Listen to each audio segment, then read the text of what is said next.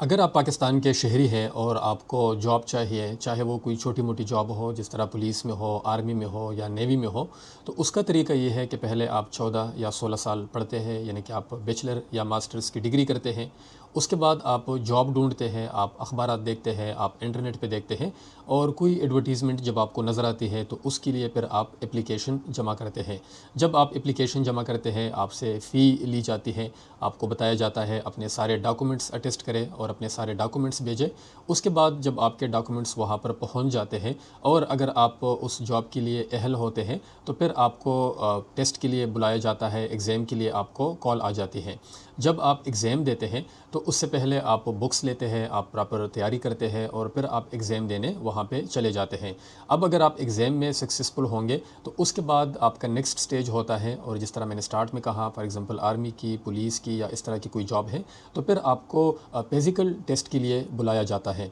अब जब आप फिज़िकल टेस्ट के लिए जाते हैं, तो आपकी छाती चेक की जाती है, आपकी हाइट देखी जाती है, आपका वेट किया जाता है। उसके बाद आपको दौड़ाया जाता है, रनिंग आपसे करवाई जाती है कि आप रनिंग कर सकते हैं कि नहीं। आपसे पुशअप्स करवाए जाते हैं, आपसे चिनअप्स करवाए जाते हैं और पता नहीं क्या-क्या आपसे करवाया जाता है और फिर जाके आप अपना फिज़िकल टेस्ट आप पास करते हैं और आप एक नेक्स्ट स्टेज पे चले जाते हैं। वो जो नेक्स्ट स्टेज है, वो भी बड़ा दिलचस्प होता है, उसको हम मेडिकल कहते हैं और जब आप मेडिकल के लिए जाते हैं, तो फिर आपको दोबारा से पूरा आपका एग्ज़ामिनेशन किया जाता है कि आप में कोई बीमारी नहीं है, आपको कोई टीबी नहीं है, आपकी चेस्ट ठीक है, आपका हार्ट ठीक है, आपके सारे जॉइंट्स बिल्कुल ठीक काम कर रहे हैं। और कुछ जॉब्स में मैंने यहाँ तक दोस्तों से सुना है कि आपके कपड़े तक उतारे जाते हैं कि बाहर से नहीं, कोई इंटरनल आपका कोई ऑर्गन इस तरह तो नहीं है कि उसमें कोई मसला है। तो आपका ये सारा सब कुछ आपके साथ होता है और फिर उसके बाद अगर आपका मेडिकल पास होता है, तो आप यानी कि फिर चले जाते हैं, आप घर पे इंतज़ार करते हैं, दुआएँ करते हैं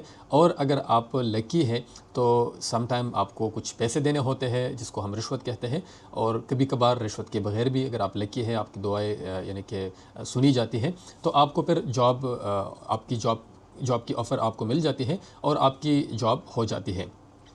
जब आपकी जॉब होती है, उसके बाद की ज़िंदगी सबकी बड़ी स्ट्रेट फॉरवर्ड है। अगर स्पेशली फ़ोर्सेस में है, आप 3 महीने बाद, 6 महीने बाद या साल बाद आप घर का चक्कर लगाते हैं, घर वालों के साथ थोड़ा-सा टाइम स्पेंड करते हैं। अदरवाइज़ आपकी पूरी ज़िंदगी पहाड़ों में, बियाबानों में वो गुज़र जाती है और आपकी जो पे होती है, जो सैलरी होती है, वो इतनी होती है कि उसमें आप हैंड टू माउथ ज़िंदगी गुज़ारते हैं और कुछ लोग उसमें से पैसे बचा-बचा के या किस्तों पे अपने लिए कोई मोटरसाइकिल ले लेंगे और इस तरह की कोई वो सवारी रख लेंगे। अदरवाइज़ उनकी पूरी ज़िंदगी इसी तरह से गुज़र जाती है। अब जब आपने पूरी जवानी गुज़ार दी, उसके बाद भी आपको इतने पैसे नहीं मिलते कि आप अपना बुढ़ापा सुकून से गुज़ार सकें, तो फिर आप क्या करते हैं, आप फ़ौजी थे तो कोई फ़ौजी जनरल स्टोर या करियाना स्टोर या इस तरह की कोई शॉप आप ओपन करते हैं या सिक्योरिटी गार्ड्स की आप ड्यूटीज़ करते हैं 12-12 घंटे और अपनी बाकी ज़िंदगी आप गुज़ार देते हैं और ये हम सब की इसी तरह की एक यानी कि ज़िंदगी है और इसी तरह पूरी ज़िंदगी गुज़र जाती है। तो ये मैंने आपको बड़ा क्विक एक ओवरव्यू दिया है कि अगर आपको पाकिस्तान में सर्वाइवल के लिए, ज़िंदगी गुज़ारने के लिए आपको ये सारा सब कुछ करना पड़ता है और इसी से यानी कि हम सब गुज़रते हैं। तो ये मुझे क्यों याद आया, मैंने एक वीडियो देखी, वो बड़ी इंटरेस्टिंग थी। फैसल वावड़ा साहब वो टेलीविज़न के ऊपर एक प्रोग्राम में वो डिबेट कर रहे हैं और वो बताते हैं कि पाकिस्तान के पार्लियामेंट में और सेनेट में दोनों में ऐसे लोग मौजूद हैं जो ना पढ़ना जानते हैं और ना लिखना जानते हैं, ना वो पढ़ सकते हैं, ना वो लिख सकते हैं। तो एक तो ये बात है कि अगर वो पढ़ लिख नहीं सकते, तो इसका मतलब है कि उन्होंने मैट्रिक भी नहीं किया, क्योंकि अगर आप मैट्रिक क्या 7वीं 8वीं क्लास तक भी आप पढ़ते हैं, तो आप कम से कम इस काबिल होते हैं कि आप लिख सकें, आप पढ़ सकें। तो हो सकता है अगर फिर इनके पास कोई डिग्री है तो वो जाली हो सकती है। अगर वो पढ़ लिख नहीं सकते, तो इसका मतलब है उन्होंने 7वीं या 8वीं क्लास में भी नहीं पढ़ा।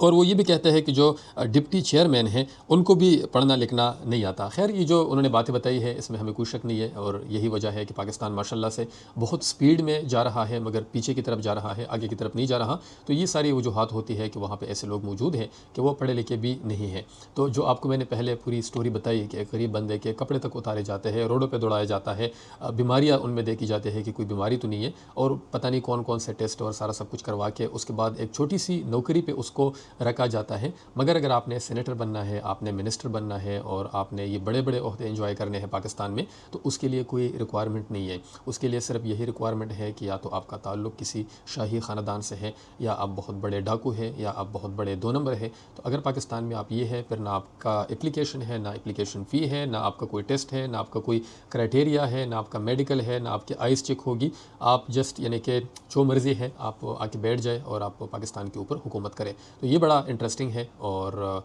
यही वजह है कि पाकिस्तान माशाल्लाह से तेज़ी से पीछे की तरफ जा रहा है।